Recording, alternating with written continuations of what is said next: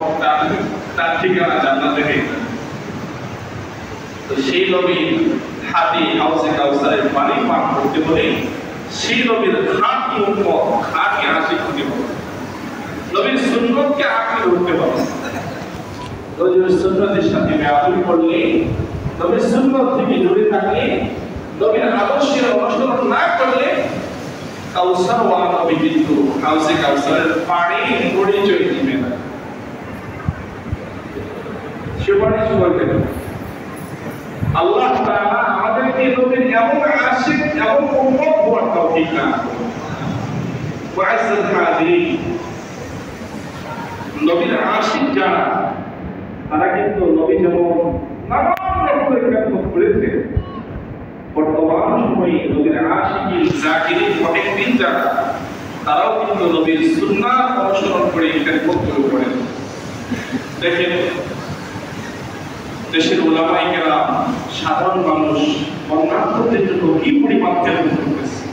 নবীর একজন আশিক আলেম শেখ আহমদুল্লাহ নবীর সুন্নতের নামে আসুন্নাহ ফাউন্ডেশন করে কোটি কোটি টাকা খেদমত দান অসহায় মানুষের কাছে পৌঁছে দিচ্ছে। হাজারো জনগণী নবীর উম্মত বর্ণাঢ্যদের পাশে ছুটে গিয়েছে।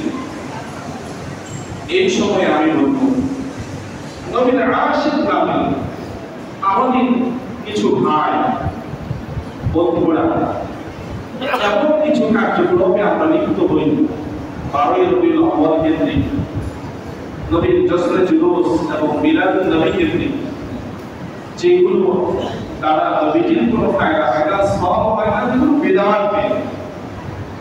জশ্নে জুলুসে ঈদে মিলাদুন নবী নামে অনেক কিছু আমরা করি এবং কিছু আশিক এমন পাওয়া যায় যারা মাজার পূজা, শিরক, বিদআতে লিপ্ত।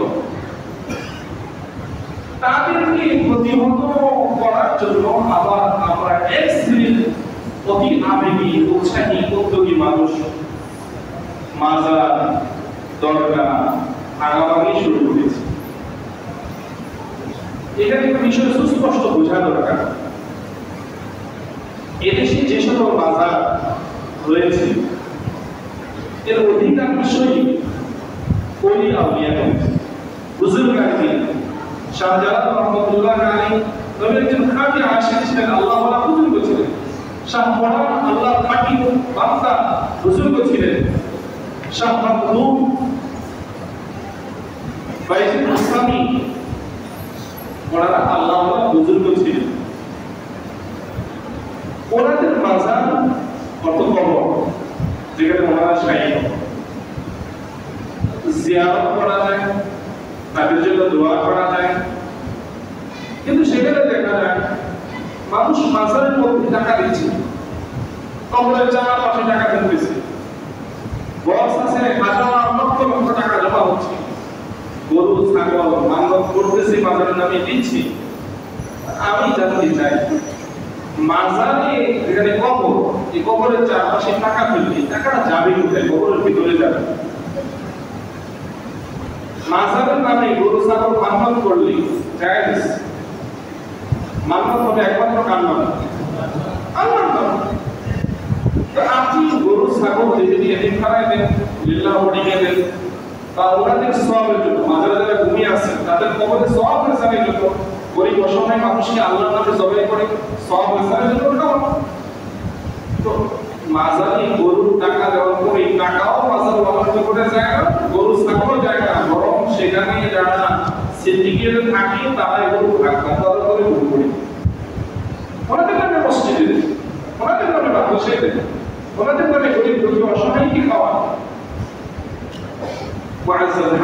এখন যে কথাটা বলবো সেটা হলো, অনেকে আবার অতি আবেগী হয়ে এই শিরক বিদআত বন্ধ করার জন্য মাজারের বিরুদ্ধে আক্রমণাত্মক ভূমিকা নিয়েছে। আমি তাদেরকে সতর্ক করতে চাই, যিনি মাজারে কবরে ঘুমিয়ে আছেন উনি তো আল্লাহ ওয়ালা, আল্লাহর ওলি বুজুর্গ।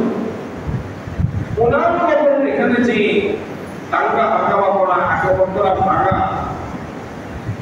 এটা তো আমাদের কাজ না, দায়িত্ব না। অনেক যিনি ঘুমিয়ে আছেন ওনার সাথে বেয়াদবি হতে পারে। আপনার আমার পদক্ষেপ থাকবে যারা এখানে ব্যবসা বাণিজ্য জমিয়েছে তাদের বিরুদ্ধে। আর সে আইন হাতে দেওয়ার অধিকার এই দেশের রাষ্ট্রে বর্তমানে নেই।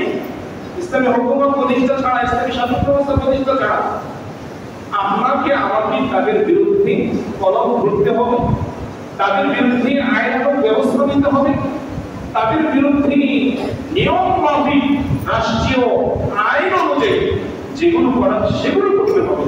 আপনি আমি যদি সরাসরি মাসার মারতে যাই, আপনার আমার আঘাত, আপনার আমার প্রাণ যারা ঘুমিয়ে আছে তাদের সাথে বেয়াদবি হয়ে যেতে পারে।